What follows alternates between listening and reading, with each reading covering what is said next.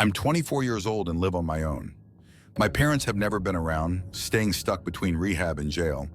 So I've had to fend for myself ever since I was young. I have two jobs at the moment, one at a restaurant and another washing cars. It's safe to say that things can get pretty stressful. But regardless, I always kept pushing forward. One night, however, I have to admit my patience was severely tested. While bussing tables at my restaurant job, some teenagers were getting a little too rowdy. They were sitting in a booth laughing and yelling, obviously disturbing the other customers. I had already been sent to warn them once, but I guess it did no good. I understood trying to have a good time, but they were downright annoying. I approached the table with a stern look and reminded them to keep it down. That's when one of the teens stood up and defended his antics. He told me they had just come from prom and were trying to hang out, and that I needed to step off before he got really mad. This close to him, I could smell the alcohol on his breath. I knew I needed to be cautious around a drunk kid, but we had rules to follow. I told him if he didn't keep it down, they would have to leave. Just then, a cocky smirk crawled across his face. Before I could react, he picked up his drink and threw it on me. Now soaked with cheap soda, my patience went out the window. I grabbed that little punk and was about to show him a thing or two about respecting his elders. Fortunately for that brat, my boss would grab and drag me to the back. The very wise and patient owner looked at me and sighed. He told me that he'd never seen me so angry before. I quickly reminded him that someone's beverage was thrown in my face, but he shook his head, telling me that wasn't it. For the past few weeks, he had been watching and could tell I was going through some things. This man had run restaurants all of his life and knew a thing or two about stress. And maybe I was. I never got any days off and didn't have anyone to spend them with if I did. Working and giving every cent you have to bills would stress out anyone. My boss would implore me to take a week off from everything and enjoy some me time. I told him time off wouldn't pay the bills, but he wouldn't take no for an answer, telling me that I was being taken off the schedule for a week and that I needed to go home and get some rest. Now back at my place, I felt a bit lost. Working was sort of my life, and now I was forced to come home. The next thing I knew, someone was knocking at my door. I got up to greet them, hoping it wasn't my landlord. Instead, standing before me was my spoiled cousin Carl. Carl came from a well-off family and got everything he wanted. Nice truck, a beautiful home, and loads of firearms. He was an avid outdoorsman and killed more wildlife than the law should allow. And he was one of my only family members that had anything to do with me. So I put up with him and sometimes enjoyed his company. I was going to tell him how crappy my day was, but he was here for something else. Carl told me he rented a cabin in the woods for a hunting trip and wanted me to go. He knew I wasn't a hunter, but I guess he wanted someone to tag along. Usually I'd say no and tell him how busy I was, but this time I had absolutely nothing else to do. And maybe a vacation would be just what the doctor ordered. So I shrugged my shoulders and told Carl I would go. He was pretty happy, and I was just hoping to blow off some much-needed stress. So the very next day, Carl and I headed into the wilderness. While I planned to just lounge around the cabin, Carl brought every firearm he had. This so-called hunting trip could have been mistaken for a war party. Carl was so head-set on helping me bag my first deer, but I wasn't really interested.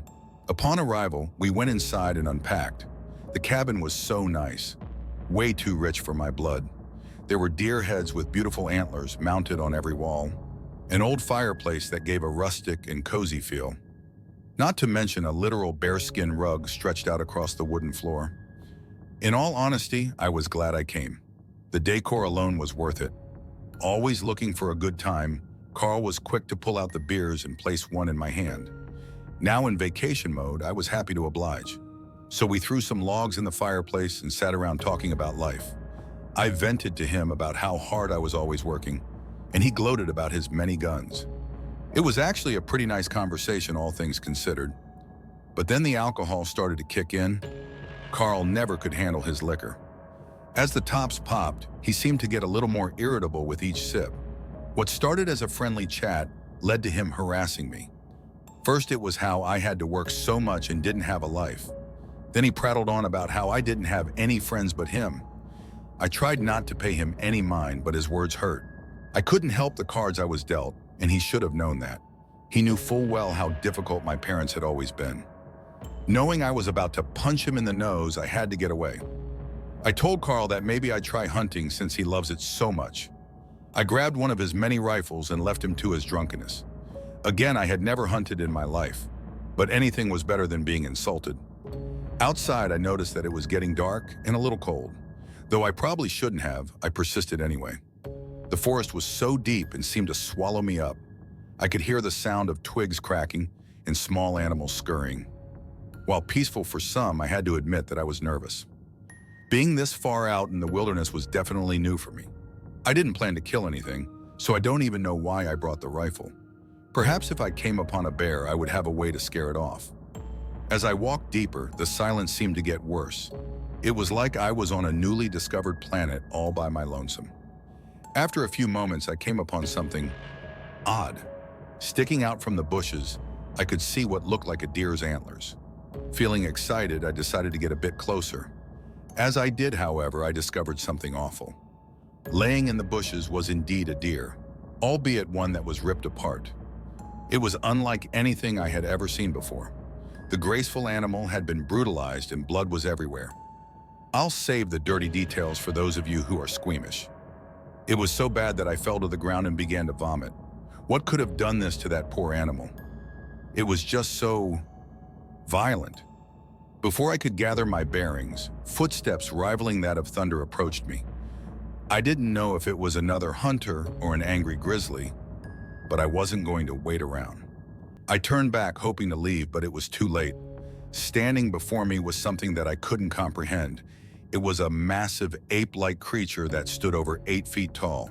It had dark brown matted hair with 2 glowing red eyes. The creature's hands were covered in blood and chunks of meat hung from its mouth. Putting 2 and 2 together, I figured out that deer was its prey, and the idiot that interrupted his meal was me. With fire in its eyes, it backhanded me so hard that both my feet left the ground. This resulted in my cousin's rifle flying in the opposite direction. Now laying on my back, all I could see were stars. In all my life, I had never been hit so hard. I would once again attempt to flee, but it was obvious I had a concussion. I also reached for my forehead and felt a large gash, one that was gushing blood and took away my vision. Regardless of all the pain I was in, I didn't want to die here. I attempted to crawl to safety, but those colossal footsteps weren't far behind. I had never believed in monsters, but this thing was real and it was mad. I crawled and crawled, certain that it was toying with me. At one point, it let out a demonic grunt, one that almost sounded like laughter. I was sure this was it for me, murdered by a cryptid. What a way to go out. But as luck would have it, fate had other plans. While trying to slink away, my hand touched something hard. I almost couldn't believe my eyes. It was Carl's rifle. With the monster on my tail, I grabbed his gun and didn't hesitate. I shot at the creature, hitting his massive chest. Upon impact, the monster backed away from me, clutching its right side. I could see the blood and smoke pouring from its wound. He let out a pained howl before dropping to one knee. Since it was grounded, I knew now was the time to flee. Thanks to an adrenaline boost, I could no longer feel my wounds. So I ran, too terrified to look back. I wouldn't stop until I reached the end of those woods. I ran into the log cabin where my cousin was cleaning his other guns, seeing the gash on my forehead and terror on my face. He figured I'd been mauled by a bear. I told him my story, and for the most part, he seemed to believe me. At the hospital, I tweaked my tale a bit, not wanting them to commit me. I still can't believe what happened out there. Creatures like that shouldn't exist, and I had a feeling that howl meant something, like he was calling for help. If I'm right, that means there's more of them. This thought alone was enough to keep me out of the woods for life.